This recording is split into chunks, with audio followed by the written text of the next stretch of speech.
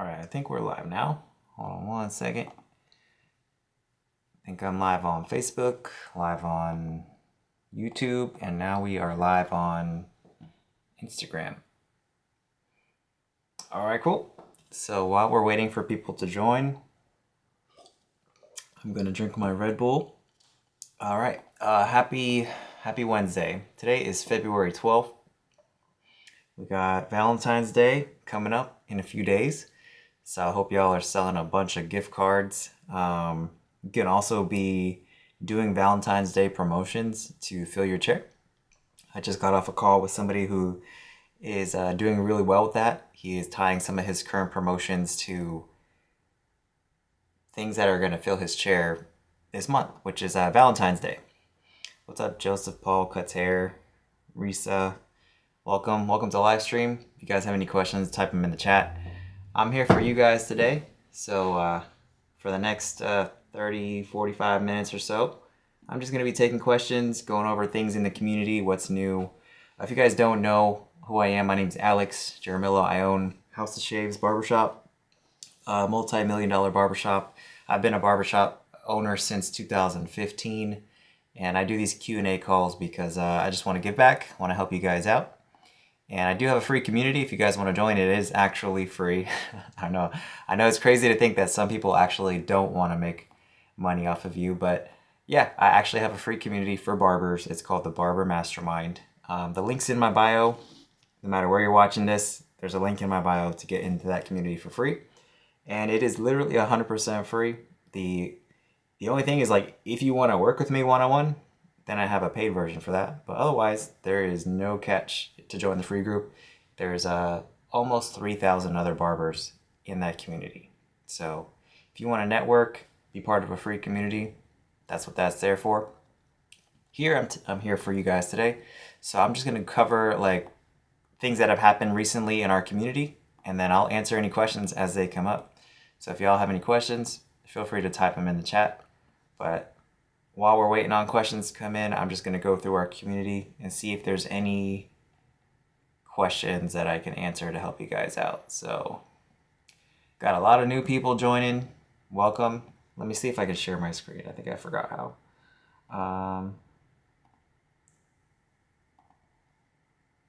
Here we go. Is that it? All right. I don't know if can y'all see my screen? Can you let me know if you can in the chat if you can see my screen? Hopefully you can. All right, whatever. Hopefully y'all can see that. I'm gonna try to read everything I'm looking at out loud if you can't see it. All right, this is our community. Like I said, it's 100% free, called the Barber Mastermind. It's on a platform called School. So to join, you have to create an account, but the account is free. Being in the community is free. It's all free, right? So a lot of new people joining. Welcome, Jonathan.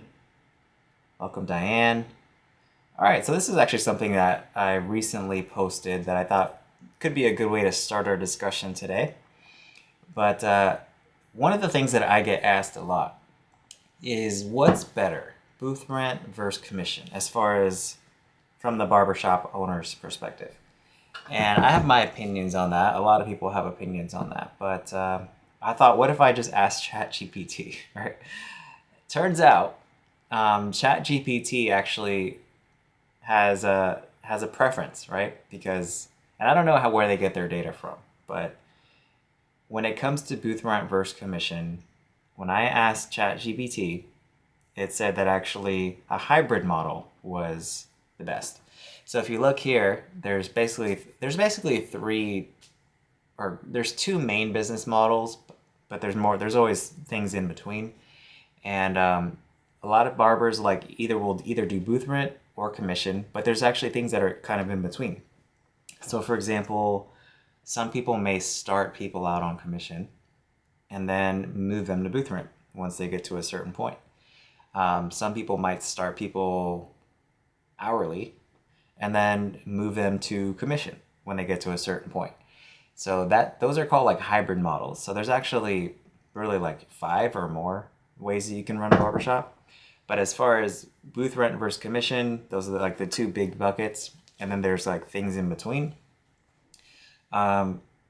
turns out that ChatGPT thinks that the somewhere in between is actually the best way to do it, which would be you have a kind of an hourly rate that you pay your barbers, and if they hit a certain amount of sales, it switches to commission.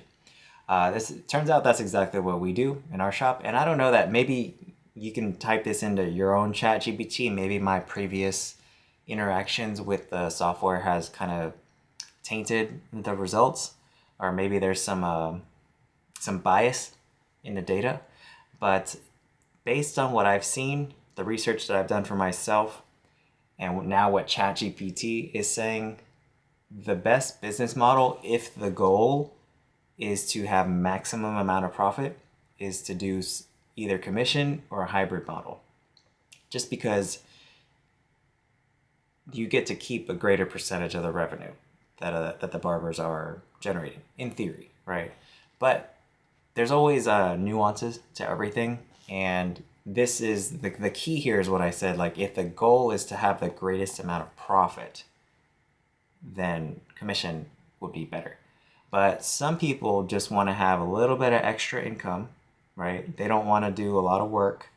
And then I don't know that commission is the best way to go if that's the goal, right? We all want more money, right? But usually the things that equal more money are also a tremendous amount of work. Like, I would imagine, I've never done booth rent, but I would imagine that commission, which is what I do, or actually I do the hybrid model, is that hybrid model, the hourly or commission, is way more work, especially if you have employees like I do. It's way more work than booth rent. Because booth rent, if you think about it, you're basically a landlord, and as long as the barbers are paying you the rent, that's pretty much the majority of what you have to worry about. Well, with commission, there's a lot more factors, right? Especially if they're employees, because you have to ask them to clock in and out. You have to be tracking their sales, making sure they're not stealing, things like that, right? And there's a lot more to it than that, but those are kind of the big things that you have to worry about when you run a commission-based shop. So I don't know that you have to worry about that as much if you're just doing booth rent. But this is what I've been doing now for a few years, and I've done both. So I've done pure commission, and I've done pure hourly. And so now we actually, I think, have a really good system where we took the best of both, where the barbers start hourly, and they always have an hourly rate, basically. And if they don't cut hair, then they're still making money, right? As long as they're doing something productive, they're folding towels or answering the phone, they're doing something to help their team out, right? Because we operate as a team in our business. So the idea is, I took the best of both. So they will never make less than whatever their hourly is, but they're also not going to be capped. So they're going to have an option to make more, and the higher their sales go, the higher their commission is, essentially, right? So we took the best of, because pure commission, you can make $0 an hour. Unlike booth rent, though, you can't go negative, or it's hard. It would be very difficult to go negative if you're in a commission-based shop. But booth rent, you can actually go negative. Whereas if it was just pure commission, then you could just make zero, right? And that's the thing that I think that every barber needs to realize, is that you are all getting paid hourly, no matter what structure you're on. The challenge is that your hourly is actually variable, so it goes up and down, right? And I talk about this in one of the videos on my YouTube channel, but your hourly is always going up and down. The main difference is how much variability is in the hourly. So if you're a booth rent or commission, then your hourly rate is going like this all day, every week, right? It's not going to be the same until you get to a point where you're consistently busy, right? But with hourly, it's never going to go below a certain point, but it can go up from there, right? So it really depends. If you're a barber looking for a place to work, as far as the best structure for you, if you're brand new, you probably want to go to the side of the scale that's a little bit less variable. And then when you get more established, then you can take the risk and go to the places where you don't really have a safety net, So that's my take on that. That's what ChatGPT said. And I think we have a question here, so let me see if I can answer this. So Melvin, hold on one second, Melvin. All right, so I'm going to click this add to broadcast button and see what this does. I don't know. I don't know what this is gonna do. Okay, that's cool. That's exactly what I was trying to figure out last time. Last time I did a Q&A, I couldn't figure out how to put the questions on the screen. All right, so Melvin Hair Studio wants to know, hi, I'm opening up a barbershop downtown Los Angeles. Where I find talent? I'm having a hard time finding talent. Where can I post? That's a great question. So the one of the biggest skills that a barbershop owner can learn is where to recruit barbers, right? The first thing I think you need to learn is how to fill your chair, because that's going to be required once you start hiring barbers. They're going to probably need your help filling their chair, unless you're hiring an established barber. But right now I'm working on a whole course inside my barbershop owner community. I think it's going to be done probably, I want to say next month for sure. There's a lot. But I'll kind of give you a peek inside my barbershop owner community and give you, because I want to answer your question, Melvin. And without going through the whole course, I can just show you. So this is our barbershop owner community, right? If you go to the classroom, down here is the course that I'm working on. So there's a few ways, right? Without diving deep into the tactics, there's a few places you can go to find barbers. So you can ask for referrals. You can ask your current barbers and even your clients, or anybody that you know that might know a barber. You can ask them for referrals. You can post on the job boards, of course, like Indeed, ZipRecruiter, Craigslist is another one. Any place that there's jobs, you can post there saying that you're hiring. Social media, of course, right? Posting on social media is big, especially if you are actively hiring. I would be posting every day. And if you go to my profile or my shop's profile, you'll see that for the next 2 weeks, I think I have it scheduled like every single day we're posting. So that's the thing that I think a lot of barbers start there, but they don't understand like the amount of volume that it takes to really get people to apply with you. It takes a ton of volume. Like you need to constantly be posting, and sometimes in some cases spending money if you really need help, right? Because it's going to make it happen faster. If you can afford to wait, you don't have to spend money. But if you need a barber ASAP, then you might want to consider actually like paying. So a lot of this stuff that I talk about is free. But there are some things that are like Indeed, for example, you can post a job ad for free, but more people will see it if you spend money, right? That's just the way a lot of these platforms work. Like you can post almost anywhere for free, but more people will see it and respond to it if you spend a little bit of money, right? And if you think about it, right, to spend, a few $100s to get a barber, that's going to make you potentially like tens of thousands or hundreds of thousands of dollars. I think that's a good trade, right? And yet another thing to consider that I'm going to cover in this course is that you have to get a lot of applicants, right? Like a lot. So generally, it's not like a hard number, but generally when people apply to work with us, I usually hire like one person for every like between 50 to 100 applicants. So it just takes an insane amount of volume to find like the best barbers. If you post a job ad and you're only getting like 2 people applying, it's going to be tough to find good people that way. You want to be picky. You want to get to the point where you can be picky so that you can just take the very, very best of all the people that apply for you. And there's a ton of other tactics, things that I cover in this community, but you can run ads. Like I run ads on Facebook and Instagram to find barbers, just like we run ads to find clients. That's another way you could do it. Also, old school tactics work too, right? So putting a sign in the window, surprisingly effective, right? What's another old school tactic that I cover?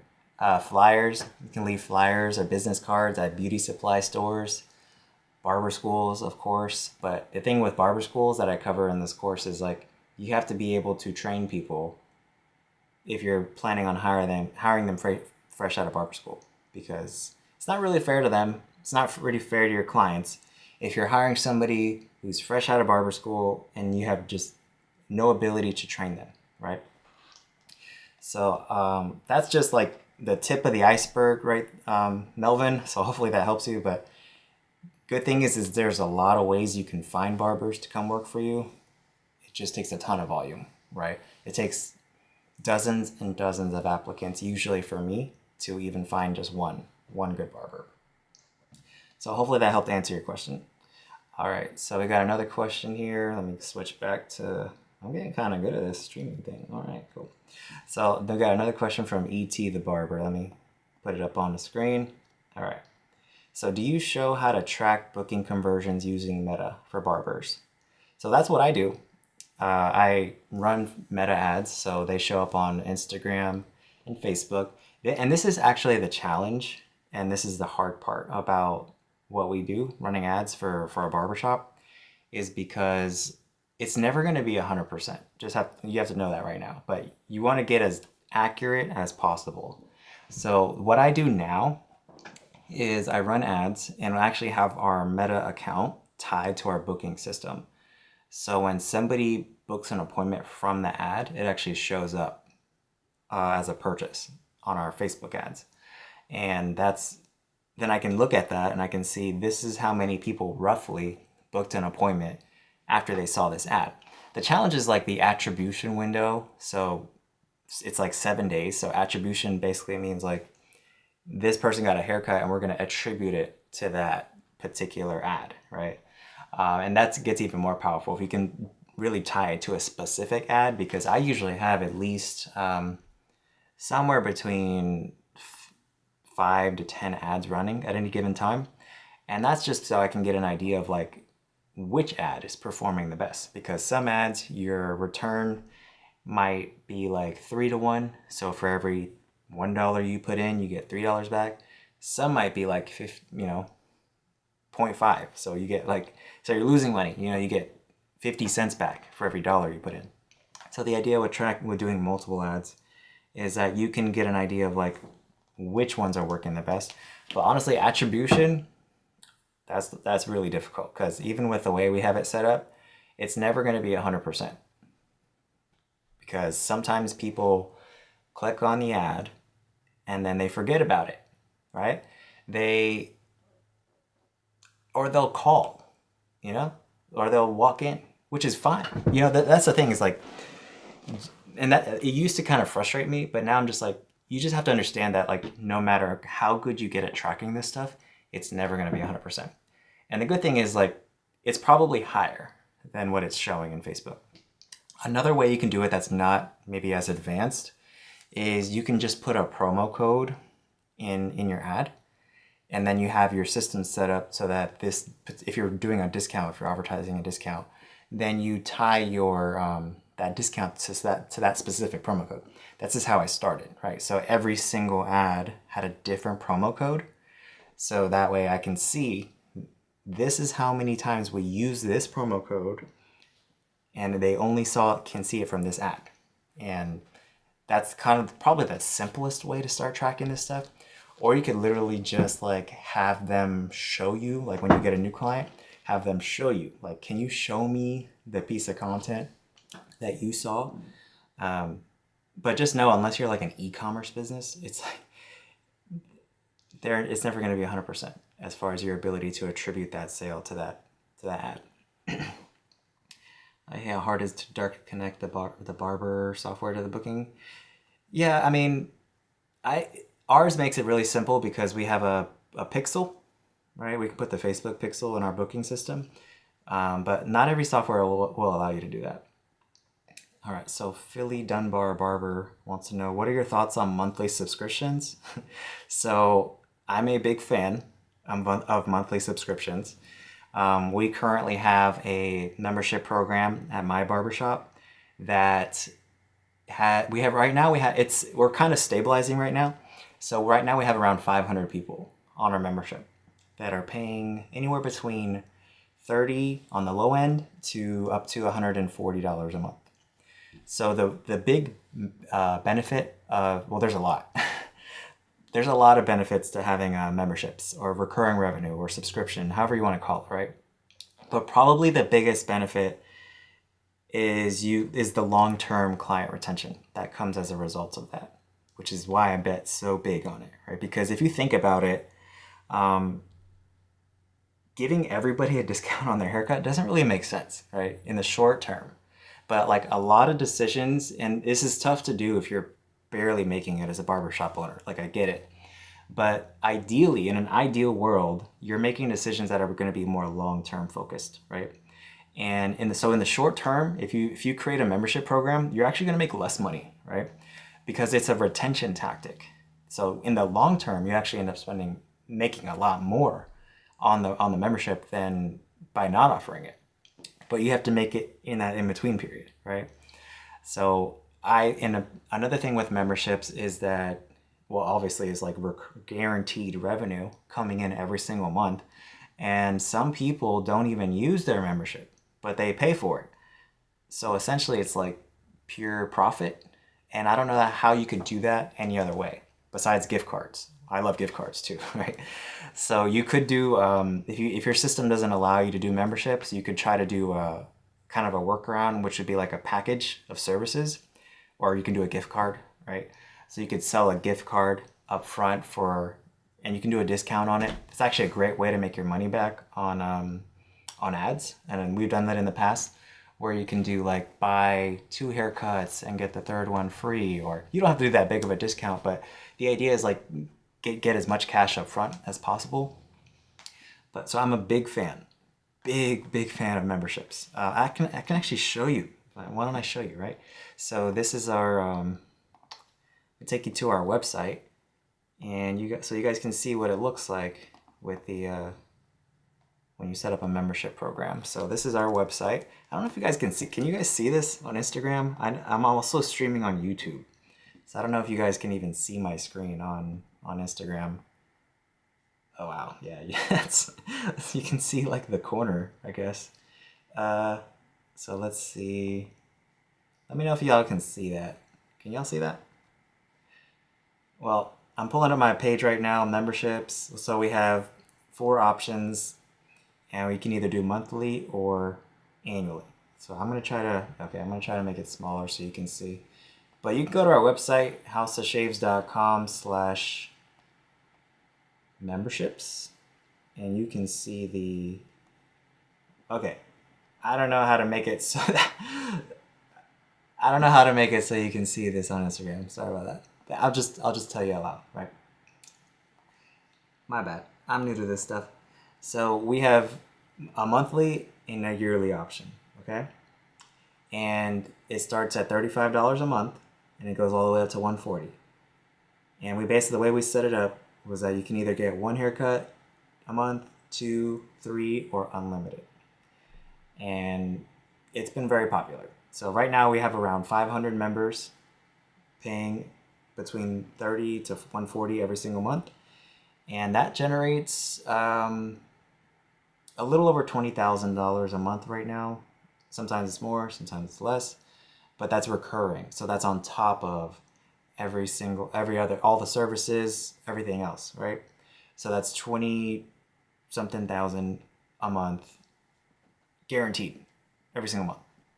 Another benefit of the memberships is that if you ever go to sell the business in the future, in theory, it makes your business a lot more valuable because there's that guarantee revenue every single month. It also keeps the barbers really busy because if you have clients coming in every single month or paying every single month, they're way more likely to come in. Where that's not necessarily the case with a loyalty program. Because we've done loyalty programs in the past, and can you guys see me? Like what? Oh, there it is. There's a huge delay on Instagram. Okay.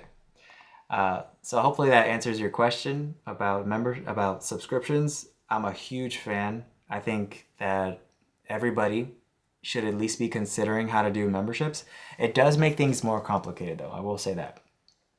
Like it makes everything more complicated.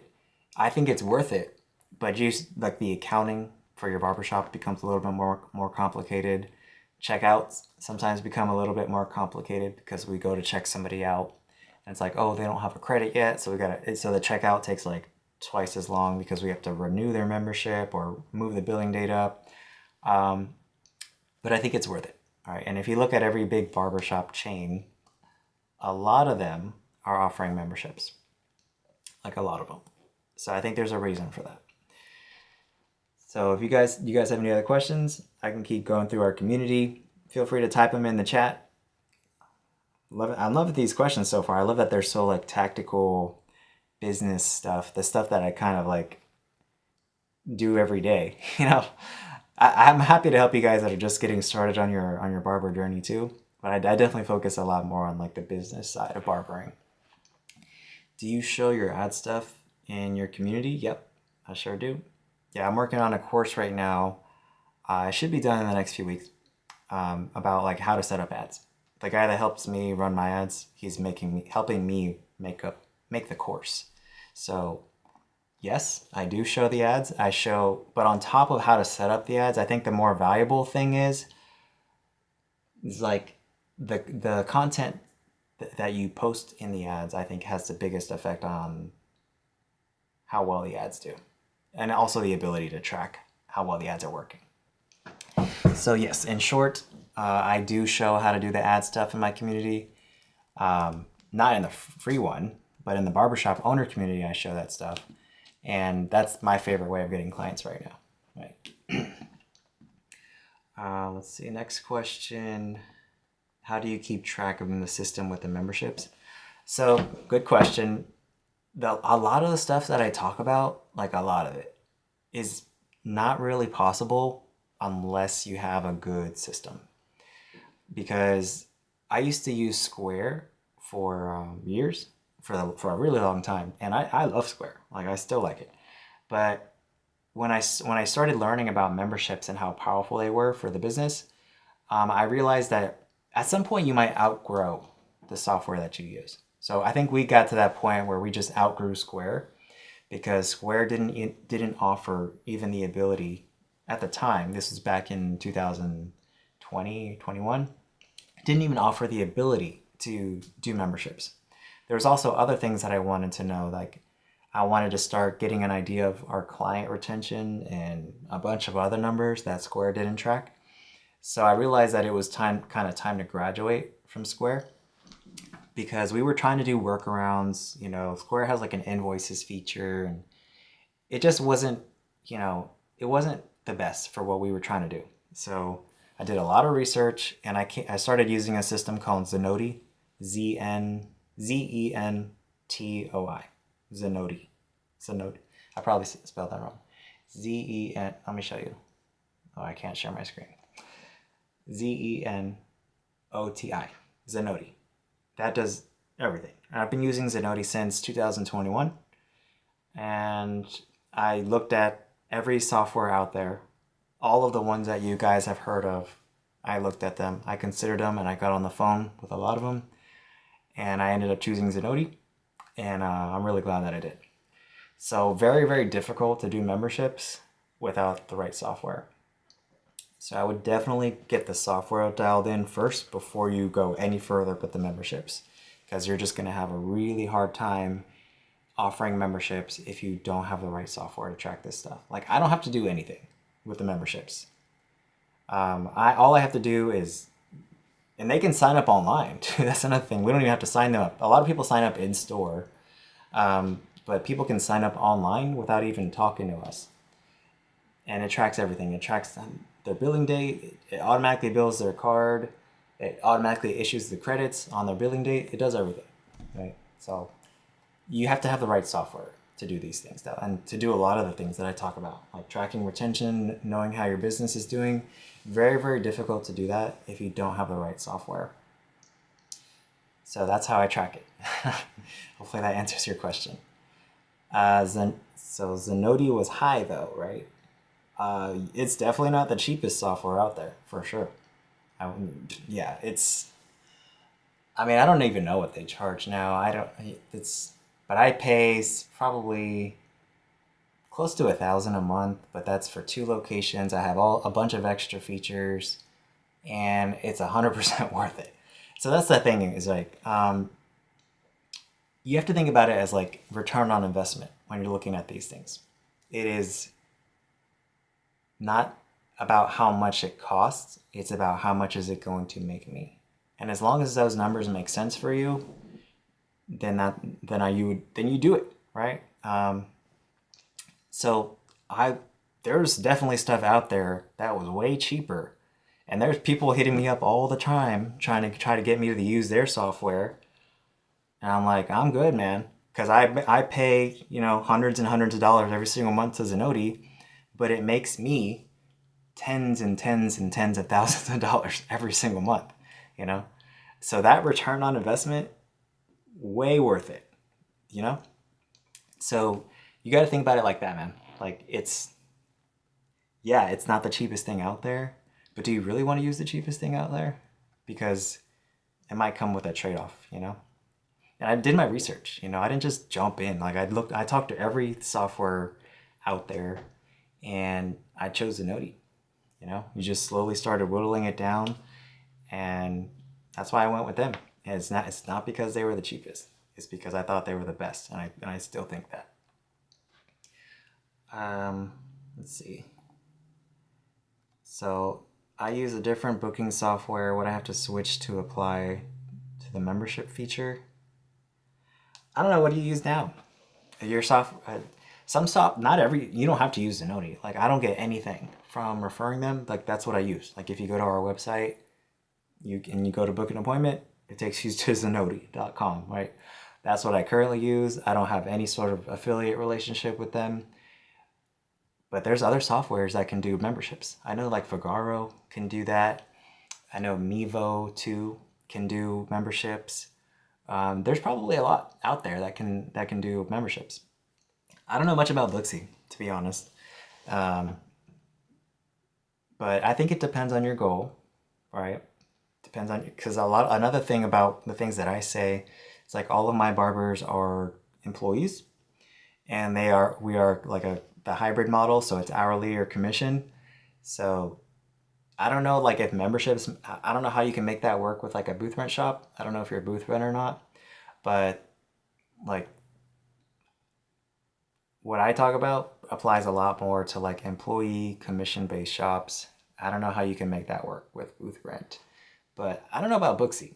I looked into Booksy, but I quickly I quickly eliminated it, to be honest, because I was looking for specific things, like specific features, and I didn't feel at the time. I mean, Booksy might be a lot better now. I don't know, but at the time that I was looking, again, like 5 years ago, I didn't feel like I felt like Booksy was basically the same as Square, right? You're strictly commission. Yeah, I mean, then it might make sense. You know, you just have to do the math. But I don't think that. I don't know. Does Booksy offer memberships? Because if they don't, I would recommend switching. Because one thing that I would say is that you don't want to use multiple softwares. Because I've done that. Like at one point, we were using Squire for our booking, and then we were using Square for our POS. And that was a fucking nightmare. That was a terrible idea because they don't talk to each other, right? Usually these companies don't design their systems in a way to where they can interact well with other competing softwares. So if you're wanting to go all in on memberships like I did, then you may want to consider switching from Booksy or from whatever software you use, because memberships are complicated, and it just gets more complicated if you don't have the right software. But this is also something that you really want to be sure about before you make that switch, because it's not expensive to switch software, but there is a cost, and that cost is like you have to learn how to use it, your barbers have to learn how to use the new thing, and your clients have to learn how to use the new thing. And then I think one thing that Booksy did that's really smart is their review feature, because a lot of barbers, even the ones that I interview and everything, talk about how good their reviews are on Booksy. I'm like, well, that's great, but if you leave that software, you're going to lose all those reviews. So that's why I'm a big fan of like Google reviews, Yelp reviews, video testimonials from clients, because you control that, you know? Yeah, those are yours. Where if you decide to leave that software in the future, you're going to lose all that. right? And if as long as you're okay with, so that's part of the cost, right? So there's always a cost of change, a cost of switching, and you just have to consider if that cost is worth it. So really do your research. I might make a video on my YouTube channel about like kind of the thought process that I went through before switching, all the features that I considered.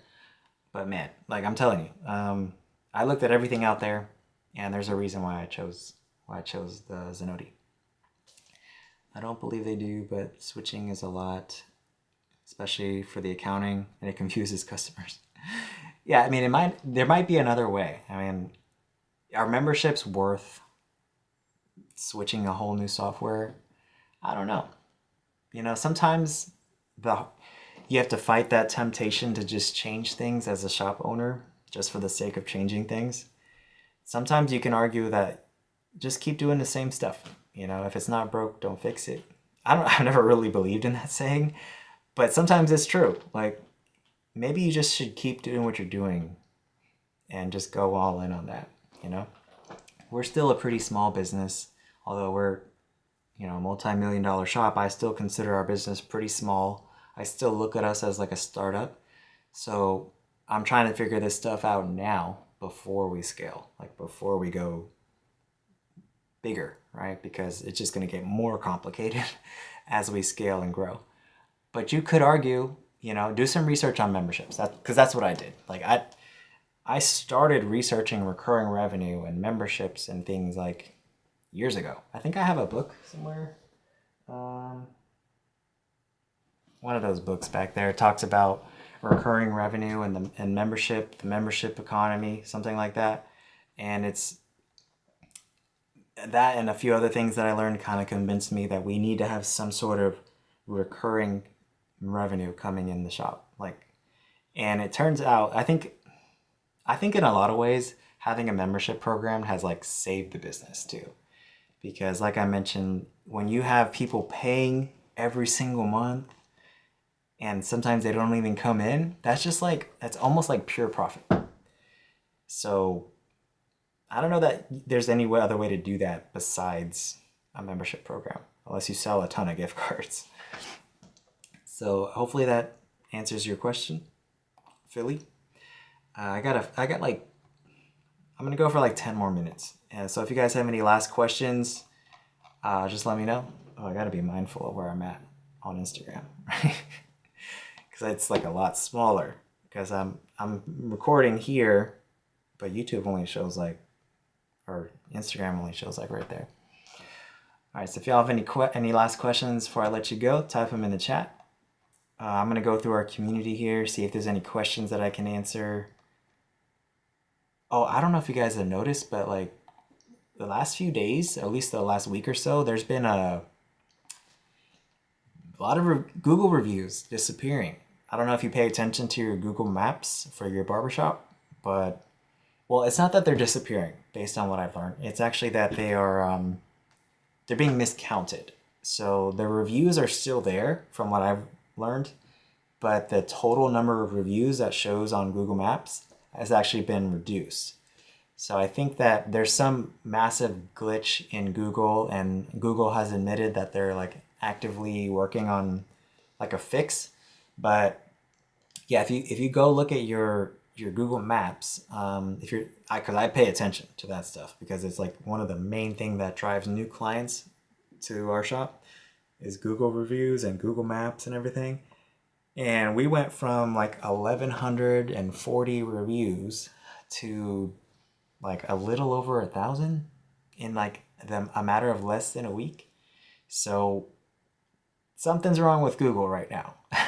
But this is just another reason, because even with losing 100 reviews in the last week, not really losing them, but you know, not being counted, we're still at one of the top shops in our whole city, even with losing 100 reviews.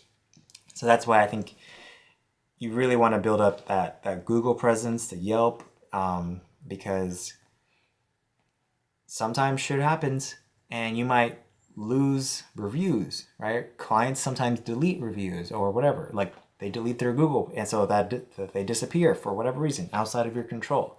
But if you have a ton of reviews, especially a ton of good ones, And another way that this kind of ensures, it's got kind of like insurance for you, is maybe you get a bad review, you know? And if you get a bad review, if you have thousands of good ones, like one bad review isn't really gonna make a difference, like at all, right? Like we have over 1,000 reviews right now for our Southside location, and like several hundred reviews for our newer location. So every now and then we might get a bad review, but it hardly makes a difference at all, like in our business. So it helps you sleep a lot better at night when you have a ton of reviews and people are leaving a bunch of good feedback, because every now and then you're gonna get a bad one. And if that happens, it's like, and you can turn it around too. You always respond and try to see if you can fix the problem. But sometimes they leave it there, and it's like, if anything, it just makes your business look more real. The fact that you have a ton of reviews and not all of them are like a perfect 5-star. They're like 4.9 or 4.8, 4.7. You know, I don't think you should let it dip below 4.5. If you have a less than 4.5 rating on Google, I would be working to improve that. Right, and it's a little bit easier to do that if you don't have a ton of reviews. Right? If you have a lot of reviews and it's 4.5, then you have to get a lot to bump that number up. So, I mean, hopefully that makes sense, because the average, you know, is based off the total number of reviews. So if you have 10 reviews and you're at like 3 stars, it doesn't take that much to bump it up to 4.5. Like you need a few dozen reviews probably to change the average. But when you have 1,000 reviews, it takes a lot. It takes a lot to change that number. Even by 0.1, you know, I've been trying to get from 4.7 to 4.8 for like 2 years. And we have so many reviews that it takes so many more reviews to bump up the average. And what sucks is like most of our reviews, the bad ones, are from people that don't even work for us anymore. Like, and there's nothing I can do about it. You just bury them, right? Because whenever you get a bad one, you always respond. You always reach out to the client if you have their information. Try to make it right. We refund them. We give them a credit on their next visit. We try to do everything we can to get them. We don't, without directly asking, to get them to essentially change that review or change their mind. But sometimes people just leave it there. Even if they come back, right? That they might forget that they wrote a bad review. And the only thing you can do at that point is just bury it. Bury it with a bunch of good ones. Yeah. So any last questions before I let you go? Gotta head to the shop soon. Appreciate y'all joining me on today's live. We do these we're gonna start doing these every single week. Unless nobody joins, then I'm gonna stop doing them. But this is just my way of giving back. And if you guys want to join my free community, there's a link in my bio. It's literally 100% free. Like I don't ask you to, there's no free trial, nothing. It's just, if you want to interact with me inside the group and 2,600 other barbers, check out the link in my bio. It is free. All right. So I don't see any other questions coming in right now. So yeah, man, thank you. Appreciate you joining the call. I'm gonna do the same time next week, next Wednesday. So 11:30 my time. I'm on the East Coast, to it's like 12:15 now. So same time next week. If you got any other questions, but if you need help in between, join my free community. Links in my bio. All right. I'll talk to you guys next week. See you later.